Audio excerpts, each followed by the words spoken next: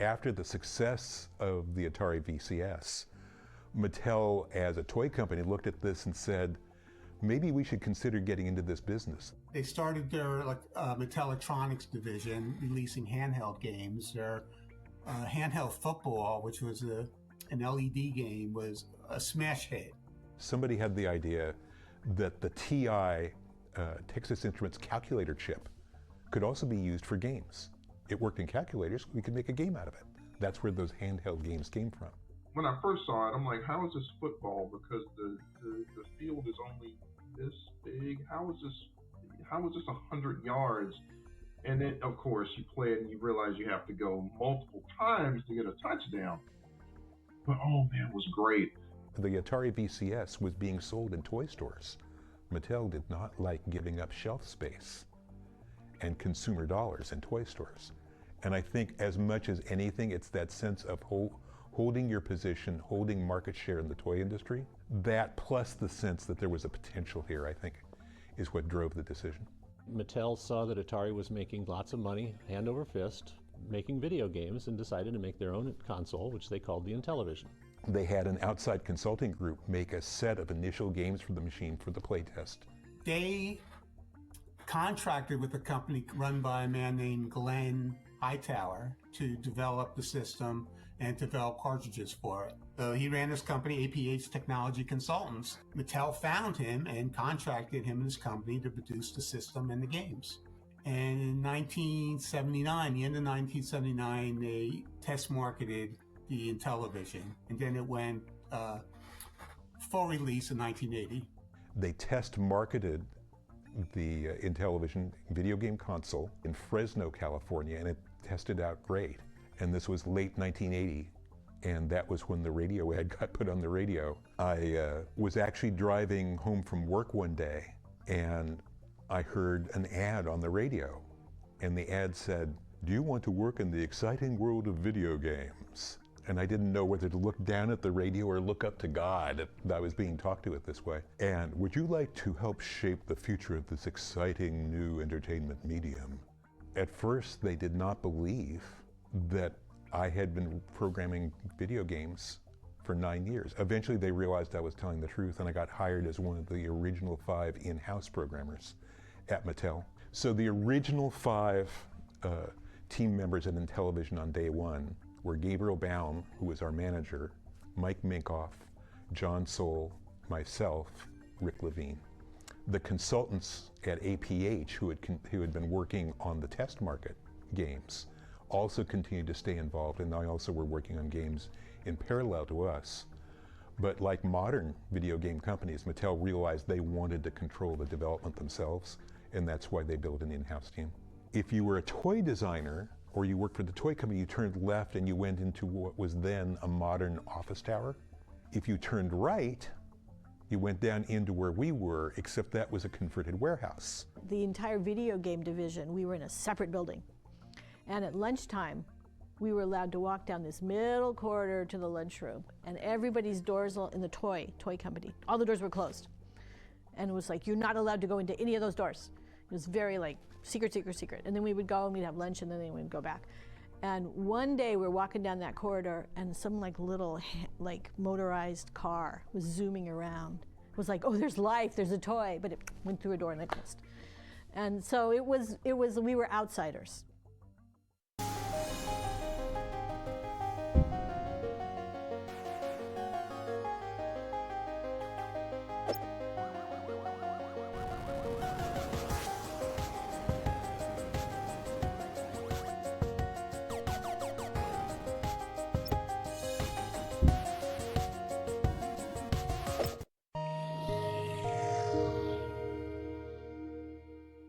Atari developed this joystick, which is just a stick coming up, and you can move it with the Atari in 8 different directions: forward, backward, left, right, and then the 4 diagonals. And that controlled the object on the screen.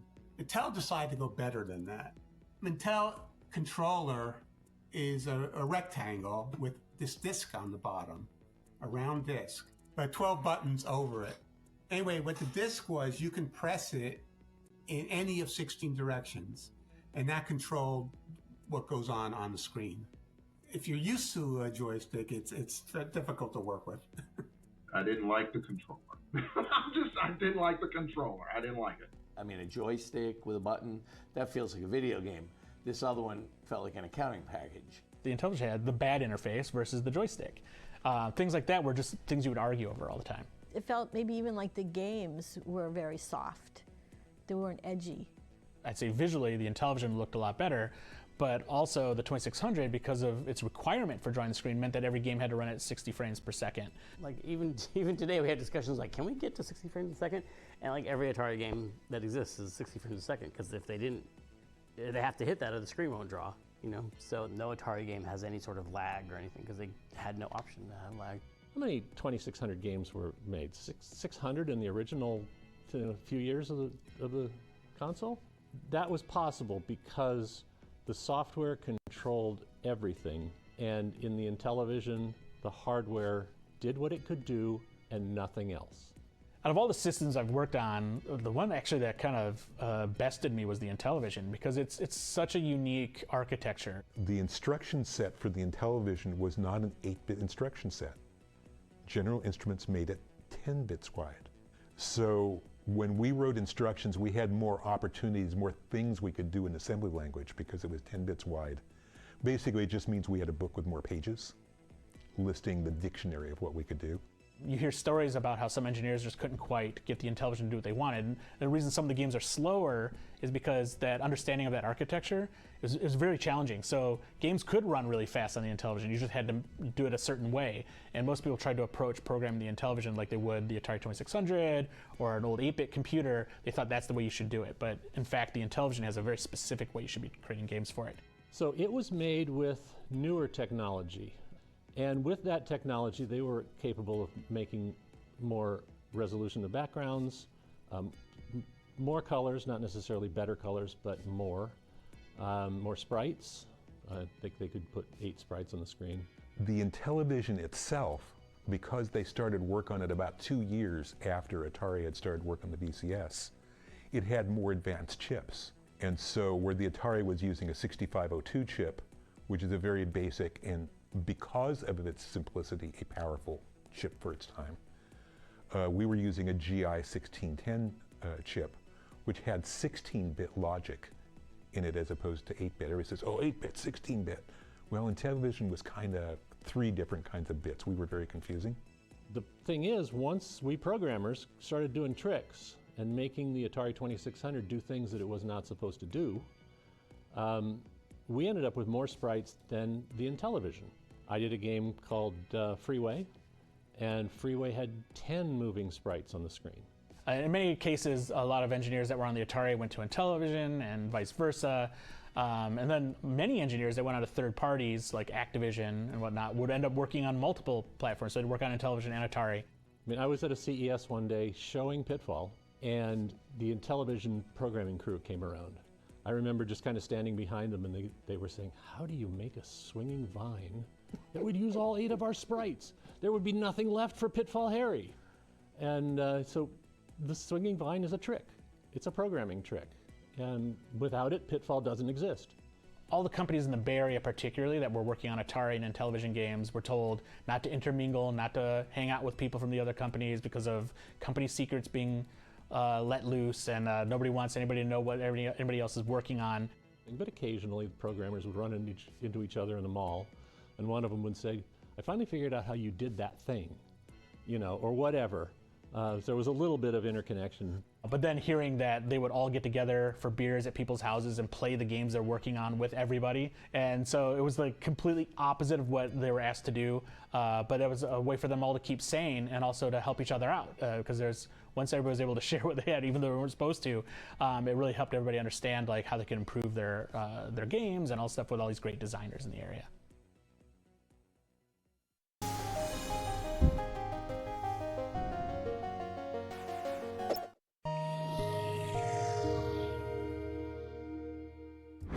I'll try almost anything. So when Mattel Electronics asked me to compare their Intellivision games with Atari, I gave it a try.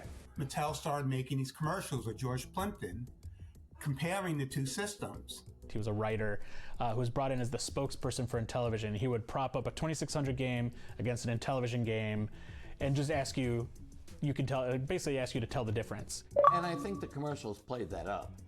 You know, as you said, the commercials, you know, implied you were high and mighty if you could afford a Intellivision and you weren't stuck down in the, you know, dregs with your Atari machine.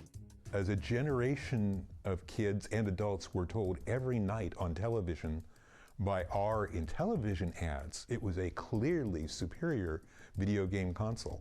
And so you'd see this like really amazing baseball game on the Intellivision that like in our eyes back then looked like real baseball, and then you see like some blocks over on the 2600 and weird sounds coming out, and baseball talks on the Intellivision, 2600 makes beeps and that sort of thing. So they would beg you to like compare it yourself and make the decision. I compared Atari baseball with Intellivision and found Intellivision played much more like real baseball. Where the Intellivision, which cost $100 more than the VCS, where it excelled was in the sports games and great graphics. Our rival television commercials for Intellivision Atari ran each night, and inside the company we were tracking sales to see how we were doing, and it was very much competition. And of course we wanted to beat them. Then they showed the two football games, and the Atari football I've always hated. It doesn't resemble football at all, where the Intellivision version resembles football. Then I compared Atari football with Intellivision. Again, Intellivision played more like the real game. The famous Atari game football was like 3-on-3 or 4-on-4, and that was a travesty to football fans. So the Intellivision felt, hey, we can at least, here's a baseball game, you got all the people on the field. Here's a football game, you have a bigger team. Our emphasis on sports at Intellivision was just recognizing that those were the games that we were doing that people were most responding to. Most of our best sellers were our sports games. And that was the place where we were clearly beating Atari in the marketplace in terms of people's perceptions. In my opinion, if you try them both, there's only one conclusion you can come to. Intellivision from Mattel Electronics. The problem was they didn't have any arcade games, and Atari, being an arcade company, excelled in arcade games. And another problem with the Intellivision was it was a slower system than the VCS because it sacrificed memory for graphics rather than for speed. And so Atari retaliated with their own commercial showing this nerdy looking kid and saying, well, here's Atari's arcade games and here's Mattel's arcade games, and there are no Mattel arcade games. As an intelligent consumer, I wanted to compare Atari Asteroids with other companies' Asteroids.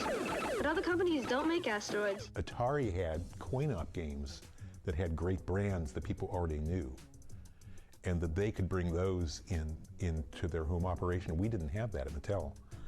And so we ended up licensing with Data East. But even then we were doing more games that were derivative or copy type, just to try and keep pace with Atari. I wanted to compare Atari Missile Command with other companies' missile commands, but other companies don't make that either. Well, it probably didn't help that Intellivision came from a toy company. There's an aura there of softness, and Atari was, video gaming. But ultimately, when you played the games, you could really tell the difference then, because the Intellivision and the way it presented graphics, the frame rate was pretty slow. It was pretty plodding, and the 2600 had this really fast frame rate. So games that were like shooters, race, all that stuff on the 2600 felt great, but they looked really nice on the Intellivision. When it comes to the video games the world wants most, nobody compares to Atari. So in a normal world, the Intellivision would have come along and blown the Atari out of the water because it seemed to have 4 times as much capability. That wasn't the reality. That was only the anticipation. Despite all the TV commercials that Mattel ran every night for years saying how we were better, we never caught Atari in video game sales because of that price difference.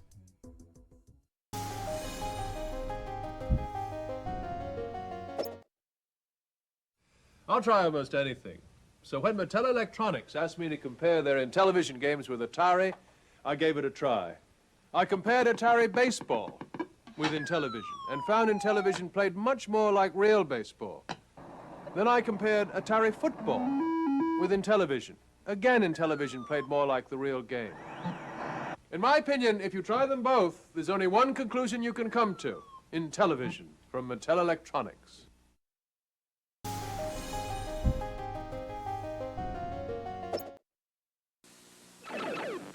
As an intelligent consumer, I wanted to compare Atari Asteroids with other companies' asteroids. But other companies don't make asteroids. I wanted to compare Atari Missile Command with other companies' missile commands. But other companies don't make that either. Finally, I wanted to compare the new Atari Warlords. Unfortunately, other companies don't make it. When it comes to the video games the world wants most, nobody compares to Atari.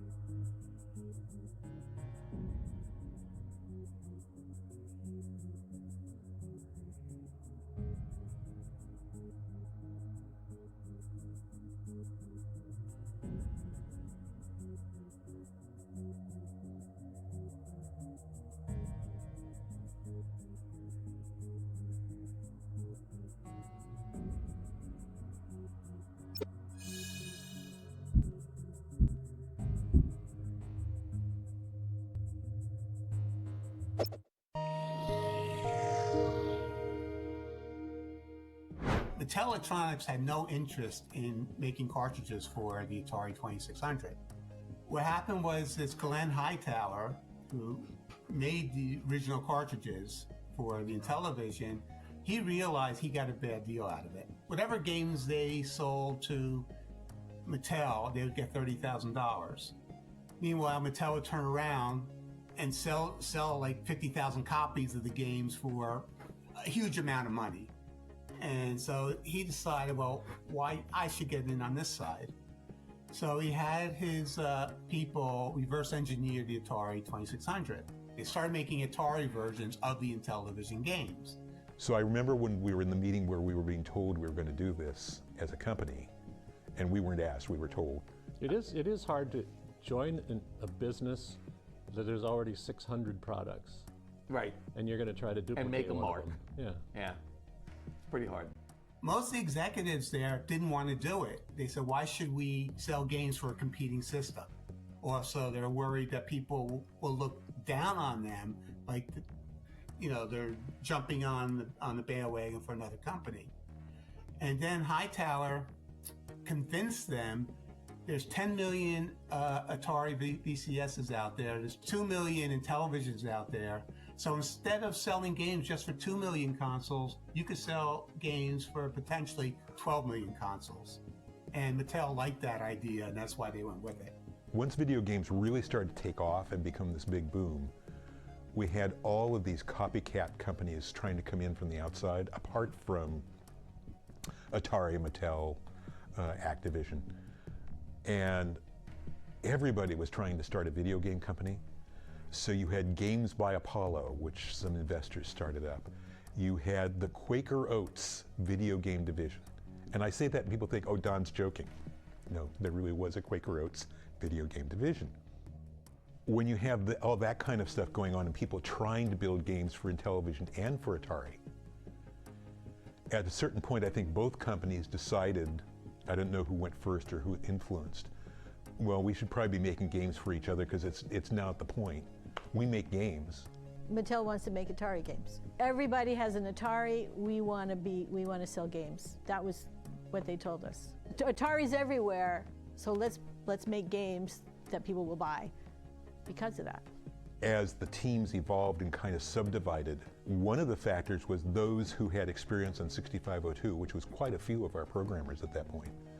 They tended to migrate more towards the VCS, and those who did not certainly were staying on Intellivision. And I was hired just to do the VCS, nothing else, because I had learned machine language, in college. And the VCS runs on machine language. Some folks just loved the Intellivision and didn't want to go anywhere. For other people, it was kind of like, oh, we get to go head to head with Atari? That would be fun. There was that added art part too, of let's be a step above. There was definitely that concept of we're going to be above Astro Smash or whatever those other things are. We're going to be special. Society Atari. We as a whole, as a group, both M Network and Intellivision, felt like we had really good artists. So when I think about that, what Jane is saying rings true. We were good at combining artists and programmers in a way that brought the best out in both the programmers and the artists. I was the only woman programmer in the whole group of M Network. I was kind of unaware of how unusual it was. So we were just like a bunch of people, and we all cared about video games and the problems of the VCS and conquering it, and we would share, oh crap, my cycles went too long. I mean, it was a team thing. Somebody told me, you know that company M Network at CES? That's Mattel. And I said, I don't think so. It doesn't make any sense. Then I found out it was, and I said, oh, okay, so they're giving up. I just clicked this magazine. It was Electronic Games, but they had this rumor page, and they talked about how Mattel was going to start making games for the Atari 2600. I couldn't get to my friend's house fast enough to be like, victory. Like, there's no way Atari would make games for the Mattel Intellivision, which they would later. Atari did the same thing. They made games for the Intellivision under the Atari Soft label and other systems too. So there was definitely a lot of back and forth with all these companies once they started cross-selling games across platforms. But at the time, they were the first to concede, and so I was very excited, not because I wanted the games, which I kind of did, but because I could actually claim victory over my friends that Mattel has to make Atari games to succeed in the game business. It was just another revenue stream. It was another revenue stream. And it was a good thing for gamers because you could play the games on whichever system you chose. A lot of their library was based on Intellivision games, and the Intellivision was a pretty capable console. Visually it looked different from the 2600, but a lot of the games had a lot of depth to them. The cartridge shape was basically the Intellivision cartridge, but then they had this 2600 weird adapter they plugged into it at the bottom. And so they didn't bother. They could have, if you think about it, the tooling for the adapter was probably more than enough to make an actual cartridge case. But the defiance to be like, no, we're going to make a real Intellivision cartridge and make it look and be evocative of Intellivision, even though they're using it on a 2600, I thought was a really interesting approach for them. When I heard they were coming out with Atari games, I was in the camp that, they know that that's the market leader. We might as well jump on the bandwagon. And there were so many. There must have been at least 2-3 dozen companies at that time producing games for the 2600. So what's another one? The sports games were fantastic from M Network, and I remember really liking Star Strike on the Intellivision because it felt like the sequence from Star Wars were going to the trench, and that was coming to the 2600. So secretly I was super excited that I was going to start getting these Intellivision games on the Atari 2600. The hyped Mattel games like Astro Smash, which became Astro Blast, I like that game. And I think it was better to play on the Atari with the joystick than it was to play on the Intellivision with the disc. One game I played a lot of, probably more than any others, and it's a weird outlier, is Frogs and Flies, which is a port of Frog Bog. Dark Cavern, a good version of Night Stalker, which should have been my favorite. It's one of my favorites, but it was Frogs and Flies. I played a hell of a lot of Frogs and Flies. They run the gamut as far as being good and bad, but a lot of them are based on Intellivision titles that didn't already exist on the 2600. So I think it's great that they did that. They pushed the limits of the Atari 2600. So games like Bump and Jump or Air Raiders or even like their football and baseball games, they were pretty impressive games. They looked really close to their Intellivision counterparts, but also had their own unique look, and they had no compromises. So for a company to kind of come in and just try to cash in on the Atari craze, that isn't what it felt like. It actually felt like they were coming in here to make a difference and make really good, solid Atari 2600 games. So I like to think that we raised the bar. And then maybe others came along and did way better, who knows? But we cracked it. We said, hey, you don't have to do the old hat stuff. You can play with it like it's an instrument. You can pluck the strings different ways.